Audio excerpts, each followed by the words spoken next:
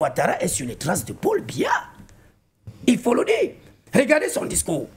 Je vais vous donner ce que j'aurais appelé la rétrospection ou la rétrospective de l'histoire de la Côte d'Ivoire.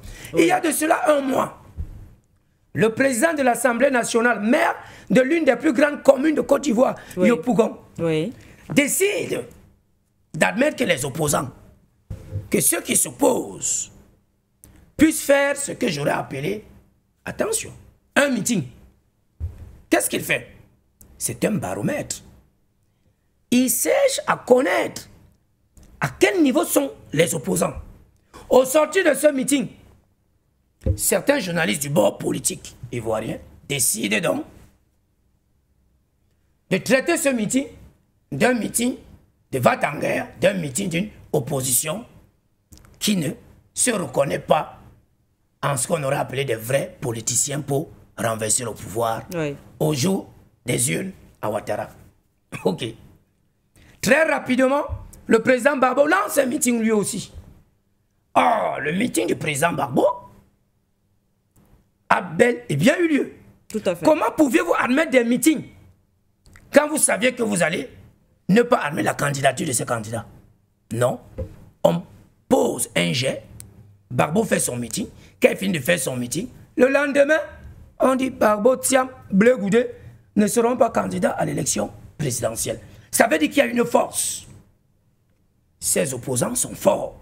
Ils représentent un électorat ivoirien, pur, mûr et dur, à même de créer, au soir de ces élections, ce qu'on aurait appelé en Côte d'Ivoire, il faut sortir Gbagbo. Il est entré au pouvoir par l'hôtel du Golfe, il va ressortir par l'hôtel du Golfe. Suivez mon regard, l'histoire est pouvoireuse de réponse. Alors, le président Ouattara rentre dans une manifestation du Congrès. Il a très bien lu le Cameroun. Hein. Ce qu'il fait là, c'est ce que les images du Cameroun enseignent.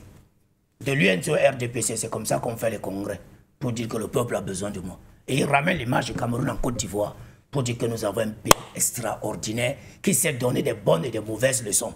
Voilà donc une leçon du chapitre Cameroun qui est appliqué en Côte d'Ivoire. La leçon va donc dire quoi?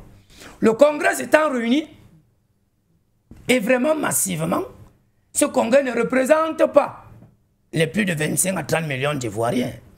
C'est une salle bien coupée, bien conçue, qui ne peut pas prendre 1 million de personnes. Mais c'est cette salle qui montre l'adhésion à ce parti pour son candidat. Qu'est-ce que le candidat fait dans une rhétorique politique? Je vous ai suivi. Oui. Malgré son discours qu'il aurait utilisé bien avant, que le destin, la force de la nature, oui. voudrait m'amener à tendre le flambeau. Tout à fait. Mais l'interrogation est, voudrait m'amener à tendre le flambeau. Il ne dit pas, m'amènerait-il à tendre le flambeau? Parce qu'il y a une forme interrogative qui devrait susciter l'adhésion massive des opposants. Ouattara est frappé par la Constitution, il ne peut pas briguer un autre mandat. Ouattara va-t-il partir? Ouattara ne le dira pas de façon narrative. Il va dire, les circonstances de la vie m'amènent à tendre le flambeau.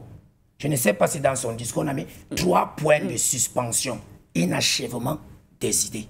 Parce que là, il faut regarder le plan narratif et lire la sémiologie française dans cette sémantique. Qu'est-ce que la morphosyntaxe de la phrase interpelle celui qui a lu?